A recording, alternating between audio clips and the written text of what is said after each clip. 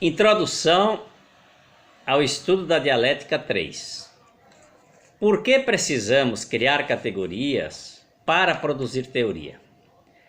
Primeiramente, porque a realidade não se dá a conhecer facilmente. E, em segundo lugar, para chegarmos ao conhecimento, precisamos realizar aproximações constantes do nível de aprofundamento daquilo que deve ser o objeto do conhecimento em geral. O que são essas múltiplas determinações? Quando tratamos do conhecimento, falamos da compreensão da realidade. E o que é essa realidade? Dizemos que a realidade é a matéria, dizemos que a realidade é o movimento que está nessa matéria, e em terceiro lugar, a ideia. Esses três elementos compõem o processo que nos leva a conhecer a substância desejada. Portanto, se a matéria não se dá a conhecer facilmente, a ideia também não se dá a conhecer facilmente.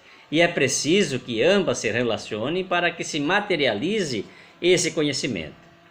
Quem revela e aproxima esse conhecimento é o movimento. Esse movimento de ir em direção a cada vez mais aquilo que é a essência desse objeto que queremos conhecer. Esse movimento tem a função de provocar um fenômeno. E o que é um fenômeno em se tratando da filosofia do conhecimento? É um choque que ocorre entre a realidade e a ideia e que produz um resultado concreto, sendo uma nova realidade, porque agora nós temos na nossa mente a realidade que estava no concreto transferida para nós a partir desse movimento da busca do conhecimento. Nesse sentido, então, é que podemos verificar a veracidade do pensamento de Hegel, quando ele nos disse: o racional é real e o real é racional, na medida que fazemos esse intercâmbio das duas coisas. Para procedermos então a esse processo do conhecimento, precisamos de algumas referências. Aqui tratamos da categorização, em segundo lugar da compreensão, depois a investigação, a elaboração e a exposição, que são partes constitutivas do mesmo processo. É claro que não fazemos isso de uma só vez, mas na medida em que vamos construindo o processo do conhecimento, vamos nos deparando automaticamente com essa relação. Em primeiro lugar, então, a categorização. O que significa esse conceito no sentido da busca do aprofundamento? Significa, na essência, criar categorias, ou aproveitar categorias criadas que se adaptem a essa realidade que queremos conhecer. Se tomarmos como referência uma casa, veremos que a casa é uma realidade material e é também uma realidade mental, é uma realidade de ideia. Ela existe enquanto matéria, enquanto substância, e existe também como ideia, que é a concepção que nós temos de casa. Não são esses dois elementos o conhecimento concreto, porque ainda não fizemos o processo do aprofundamento. Para surgir o conhecimento dessa casa ou dessa substância, precisamos estabelecer algumas categorias daquilo que nos interessa. Então, por exemplo, queremos conhecer a casa nos seus fundamentos. Vamos colocar como categoria a estrutura. A estrutura significa as colunas, as vigas, as paredes. Bom, mas isso não é o todo da casa. Queremos conhecer também o espaço, como foram feitas as divisões dentro dessa casa. Então vamos ver a sala, os quartos, cozinha, varanda, banheiros, etc. Aí está estabelecida a categoria e as suas descendências. Depois queremos conhecer a ventilação. Será que essa casa é bem ventilada? Então vamos ver as aberturas, portas, janelas. E aí queremos conhecer também a estética, para percebermos se essa casa é bonita ou feia. É como ela está desenhada, como ela está pontuada ou posicionada diante da realidade a que está envolvida. E, em último, podemos analisar a segurança, se essa casa apresenta segurança para os seus moradores. E aí temos uma noção geral daquilo que são as categorias estruturantes do conhecimento. E de onde vêm esses indicadores, então, para fazermos essa criação de categorias para conhecermos a realidade? Vem do próprio objeto do estudo. Cada objeto nos motiva a buscarmos categorias que estão justamente incluídas dentro da sua materialidade e que precisamos estabelecer como ordem do processo do conhecimento. Aí nós vamos ter talvez um problema que precisamos identificar e perceber, porque se tomamos como referência de estudo a concepção metafísica, faremos como os gregos fariam, que era apenas estabelecer as categorias que nos levam à contemplação do objeto no tempo presente. Aristóteles foi um exímio criador de categorias. Ele estabeleceu uma relação de 10 categorias que são fundamentais para contemplarmos a realidade. E a primeira delas, e a maior de todas, é a substância. Sem o objeto, sem a substância, não podemos fazer nenhuma inserção no sentido de compreendermos essa realidade. Depois ele estabeleceu a quantidade, a qualidade, a relação, o lugar, o tempo, o estado, o hábito, a ação e a paixão ou a condição em que esse objeto está relacionado. Logo, aí nos leva a perceber que podemos ver o objeto no tempo presente e contemplá-lo. No entanto, esse objeto, se ele se movimenta no momento segundo, já não é mais a mesma coisa ou não está no mesmo estado. Isso pode ocorrer, por exemplo, se tomarmos a categoria, o objeto de estudo, a violência, e levarmos para um debate alguns especialistas na área da violência, mas que tenham uma formação específica.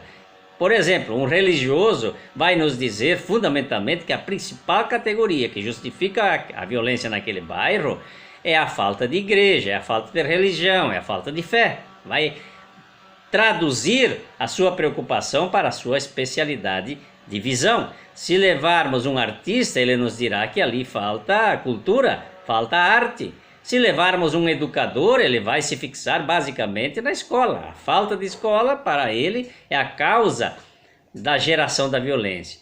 Um economista nos dirá que ali está faltando renda, está faltando emprego. Por isso, é preciso criar, então, essas condições para que a juventude se envolva e tenha o que fazer durante o dia. Ora, mas isso significa que são visões particulares, são categorias que estão dissociadas do todo ou da totalidade e que nos levarão a ter uma visão muito particular, enquanto que uma pessoa só, se tomasse todas essas categorias na sua totalidade, agregando outras que possivelmente sejam as causas que levem à interpretação correta, poderia ser um estudo muito mais perfeito e muito mais completo. Em segundo lugar, a relação da compreensão. Para contemplar a realidade, precisamos estabelecer uma teoria, mas não que veja as coisas paradas, que veja a realidade a partir de um movimento dialético. Hegel nos deu aqui uma receita muito simples, que ele disse: nós precisamos de 3 coisas, a tese, a antítese e a síntese. E sucessivamente se pode repetir essas categorias na medida que vamos aprofundando o processo. Nisso há uma unidade e luta dos contrários, ou seja, é compreender que a realidade é composta por contradições e essas contradições precisam ser absorvidas a partir das categorias que estabelecemos.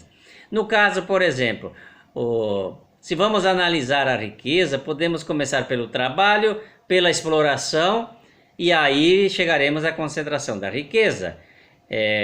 Ou podemos estabelecer como tese o trabalho, como antítese a exploração e como síntese a pobreza.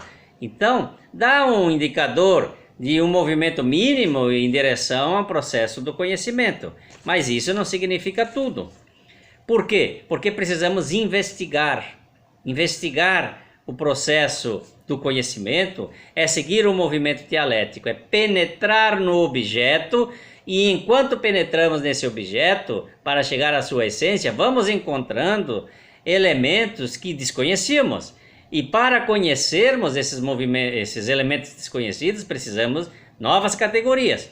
E aí transportar o concreto, do concreto para o abstrato, ou seja, é trazer para dentro da nossa ideia aquilo que está na matéria ou constituído nessa matéria, com aquilo que chamamos de contraponto. O contraponto vai se dar por meio de um sistema de categorias. E como funciona esse sistema de categorias? Funciona a partir do estabelecimento das categorias principais e as categorias secundárias, ou as categorias superiores, como se poderia dizer na visão dialética, e as categorias subordinadas. Isso faz com que tenhamos aí uma noção de combinação do que é o principal e do que é o decorrente. Não significa que é inferior no sentido de menos importante, mas é aquilo que nos leva a ter uma possibilidade de abrangência. Então, por exemplo, se vamos estudar os animais mamíferos, essa é a categoria principal, é a categoria superior. Podemos estudar todos os animais mamíferos, o cavalo, o boi, o homem e etc. Mas se nós colocamos na categoria superior o animal mamífero cavalo, as categorias decorrentes, subordinadas, só poderão nos levar a estudar as raças de cavalo. Nos limita o alcance do estudo dos animais. E que em certo momento é preciso fazer isso para que o objeto se concretize. Mas ter essa noção que não significam os únicos. Ou seja, a categoria cavalo não significa que não existam mais nenhum outro tipo, ou não existam outras espécies de animais. Por isso, nos limita. Então, quando queremos ampliar o nosso trabalho, coloquemos uma categoria abrangente na categoria principal e aí teremos as subordinadas. E sempre que o nosso trabalho não rende, não avança, é porque as categorias estão esgotadas. É preciso buscar categorias novas para que possamos evoluir. Então, aí como Marx nos ensinou, se queremos estudar a sociedade, é uma categoria superior. Ela não concretiza o estudo da sociedade. Precisamos aí estabelecer categorias subordinadas. Aí pode ser a população. A população ainda não é uma categoria que traga precisamente aquilo que queremos. Porque dentro da população podemos ter as etnias, podemos ter as raças, podemos ter os povos. Como é o caso brasileiro, os povos indígenas, os povos africanos. Se dentro dessa população considerarmos que existem classes, as classes também nos dão as decorrências de estudarmos, burguesia, proletariado, classe média, etc.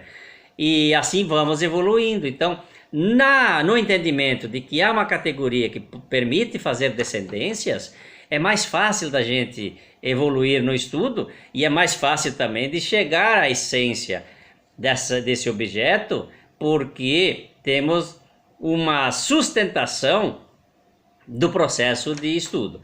Depois nós temos a elaboração, que agora vai dizer então propriamente, especificamente naquilo que é a elaboração desse processo, é a escrita desse processo. Agora nós vamos aproximar do objeto, transformando isso em teoria, colocando em prática aquilo que foi dito no sentido genérico. Agora vamos pôr em ordem. Então a escrita é isso, e aí perceber aquilo que é o essencial na nossa escrita e aquilo que é o secundário. Ter noção de onde fica o central e onde fica o secundário.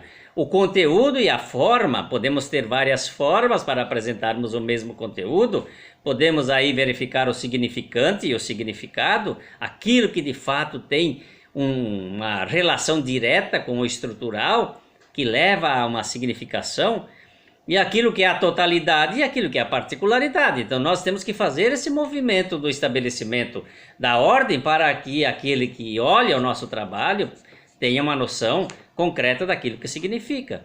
E por fim a exposição. Se vamos fazer a exposição desse trabalho, precisamos discutir qual é o método que sintetize esse trabalho, que destaque as questões principais, que relacione os objetivos com os resultados, que demonstre qual é a metodologia que nós fizemos para chegarmos a isso, e aí então teremos um resultado final. Portanto, a categorização é sempre o elemento fundamental, é o eixo condutor para chegarmos ao objetivo final, que é a revelação da realidade concreta. Essa realidade composta da matéria, do movimento e das ideias que nós queremos que se tornem evidentes. Aí as hipóteses se tornam em comprovações. e as comprovações se tornam teorias que permanecem na medida em que elas têm os fundamentos reais.